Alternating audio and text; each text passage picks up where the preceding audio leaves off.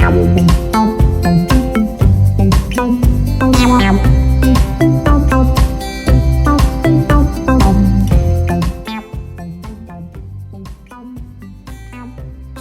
dan bahagia. Perkenalkan, saya Hadi Sunarto, calon guru penggerak Angkatan 6 kelas 44 dari SMP Negeri 1 Madiun.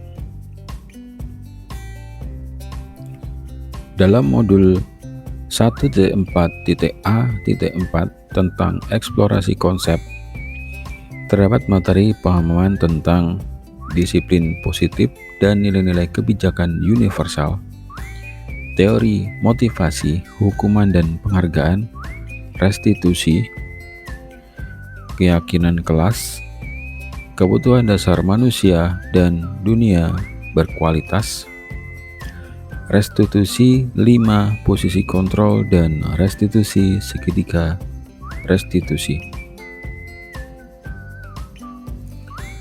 Disiplin positif dan nilai-nilai kebijakan universal. Apa sesungguhnya arti dari disiplin itu sendiri? Dan apa kaitannya dengan nilai-nilai kebajikan? Berdasarkan teori kontrol dan teori pilihan oleh Dr. William Glasser, makna disiplin adalah belajar kontrol diri dengan menggali potensi kita agar tercapai tujuan mulia, yaitu sesuatu menjadi seorang yang kita inginkan berdasarkan nilai-nilai yang kita hargai.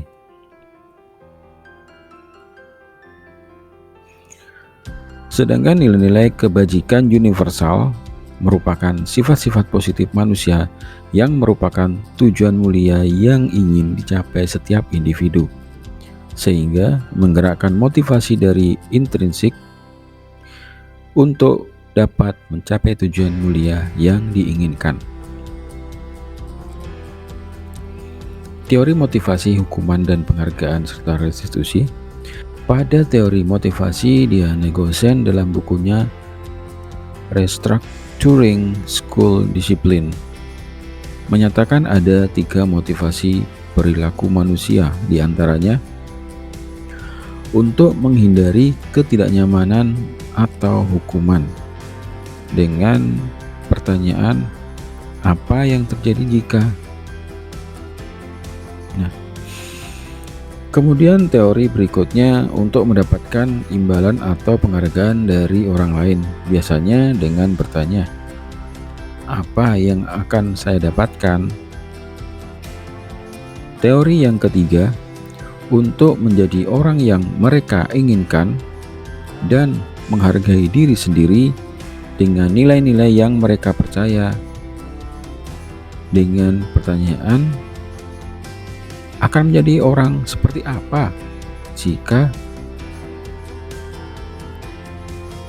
Itu tadi teori motivasi Diane Gosen.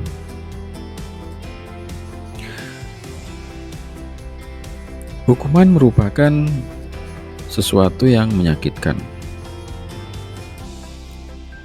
Harus terjadi, tidak nyaman, dan berdampak jangka panjang. Sedangkan konsekuensi itu sesuatu harus terjadi, tetapi tidak nyaman dan berdampak jangka pendek. Dan restitusi adalah suatu pilihan yang menguatkan dalam jangka waktu yang panjang. Materi berikutnya yaitu keyakinan kelas. Di sini, keyakinan kelas adalah upaya-upaya yang dapat dilakukan dalam membangun budaya positif di kelas, dan dalam mewujudkan keyakinan kelas ini membutuhkan proses yang tidak bisa dilakukan dalam waktu yang singkat serta membutuhkan keterlibatan semua anggota kelas. Materi berikutnya yaitu kebutuhan dasar manusia. Kebutuhan dasar manusia diantaranya kebutuhan bertahan hidup atau survival, kasih sayang dan rasa diterima, atau love and belonging, kebebasan atau freedom, kesenangan atau fun, dan penguasaan atau power.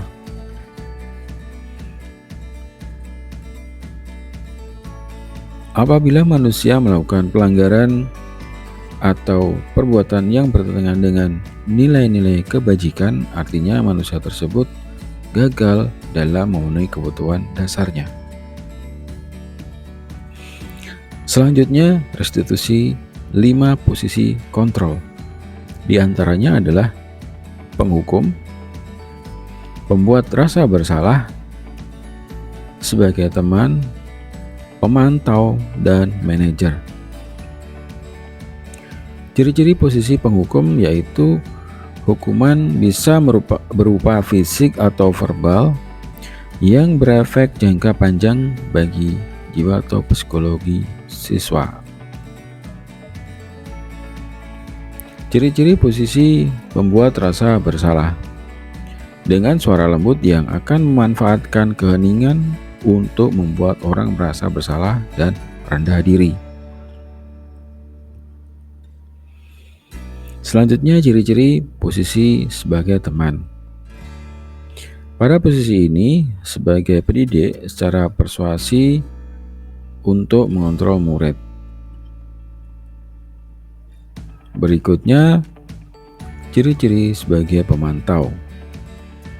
Sebagai pengawas murid, kita memisahkan hubungan pribadi dengan murid.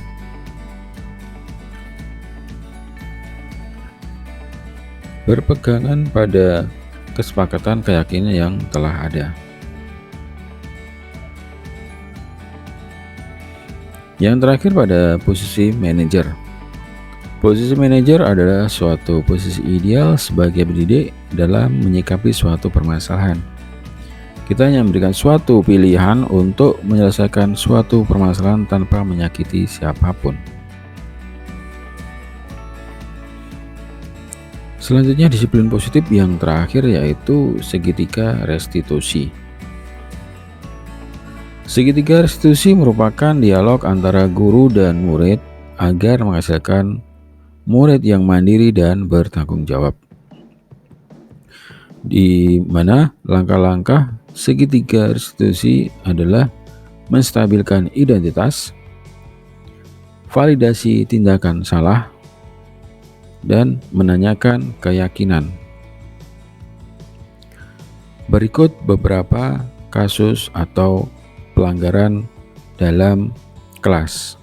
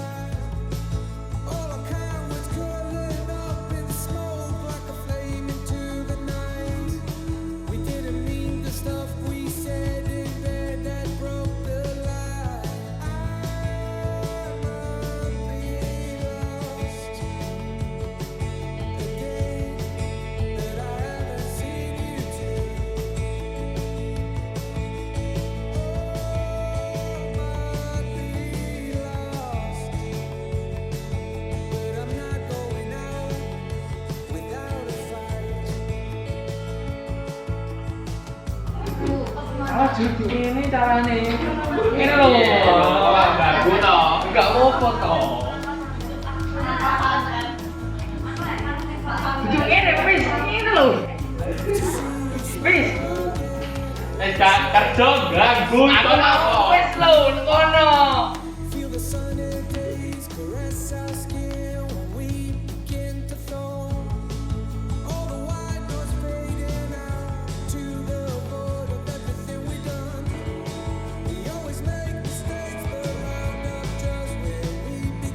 Iki kerja apa kok iso tenan iki ae. Lho, aku mau kerja nang ngarep lho, di sini ndi. Aku nyatet ora fotone percuma.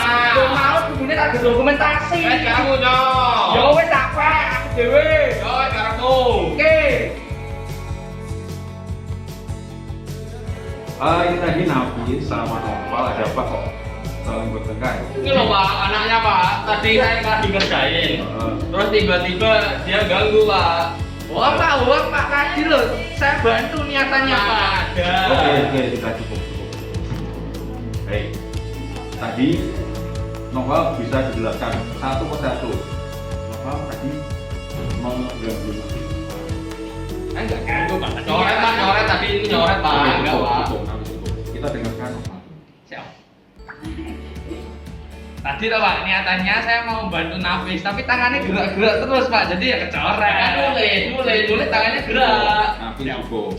Nah, ya tadi kan keterangan Noval seperti itu, tidak sengaja. Ya, tidak sengaja. Jadi tidak perlu marah-marah seperti itu. Ya, bisa ya? Noval, jangan diulang lagi ya. Insyaallah. Oke. Baik, silakan kembali ke tempat duduknya. Terima kasih.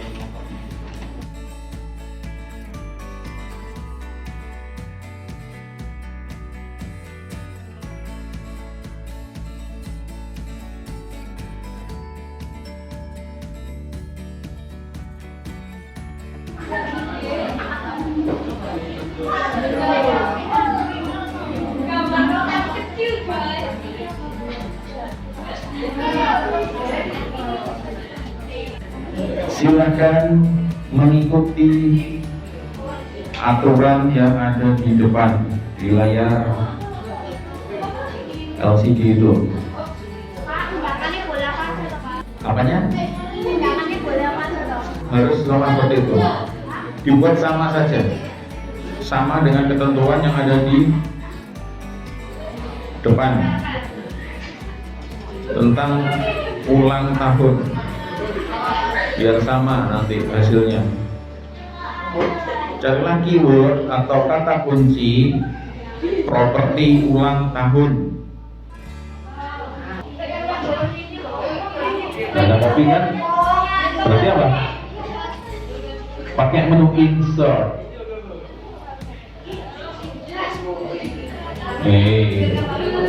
Siapa tadi yang bilang pakai kata-kata yang enggak seharusnya? Ayo, mana? Angkat tangan. Tadi siapa? Halo, siapa tadi? Siapa tadi? Sebentar ya, cari. Tadi kata-kata yang enggak pantas tadi. Siapa yuk? Ada kata-kata seharusnya untuk binatang. Siapa tadi? Gak ada yang ngaku? Gak ada yang ngaku? Tadi Pak Adi mendengar kata-kata yang kurang pantas, ya. Kan kemarin yang disampaikan oleh Bapak Kepala Sekolah. Halo, sebentar, minta perhatiannya sebentar. Kemarin waktu Bapak Kepala Sekolah menyampaikan, kalian kan wajib implementasikan apa? Dosa dharma, ya kan? Dosa dharma itu sebisa mungkin kalian jadikan sebuah seperti keyakinan, ya. Minta tolong dan Pak diharapkan untuk menjadikan kalian generasi yang berkualitas dan memiliki akhlak mulia, ya kan? Nah, Pak minta ke kalian kelas 7 ya, berikan contoh kepada yang lain. Buang jauh-jauh kata-kata yang tidak pantas, kata-kata yang kurang pas. Biasakanlah dari sedikit-sedikit. Bisa ya? Jadi oke, kalau nanti Pak Adi dengar lagi, kalian harus melakukan sesuatu berupa apa? Apa? Ulang. Enak. Kesepakatan ya. Siapa di antara kalian di sini, entah itu setelah ini ataupun nanti hari ini ataupun nanti, janji itu diri kalian sendiri. Apabila melanggar peraturan, konsekuensi apa yang harus kalian lakukan? Ayo sampaikan, ayo apa? Angkat tangan. Konsekuensinya kalau menjalankan atau melakukan satu kata-kata yang kurang pas, ayo apa? Biar nggak ayo, nggak apa-apa ayo. Ini kan kesepakatan. Bayar muka terus.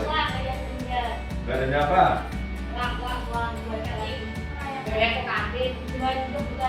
Iya. Salah satunya itu ya, kesepakatan ya. Di antara kalian ini saksinya adalah telinga kalian masing.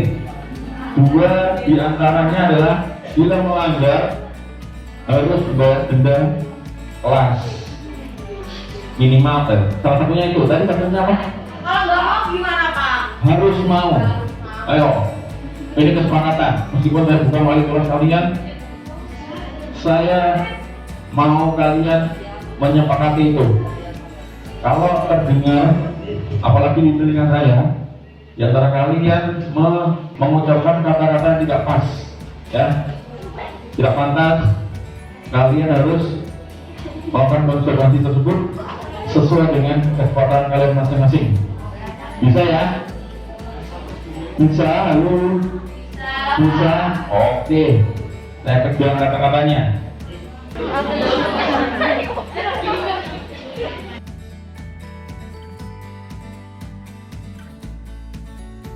Perasaan hari ini yaitu saya senang. Saya sangat senang.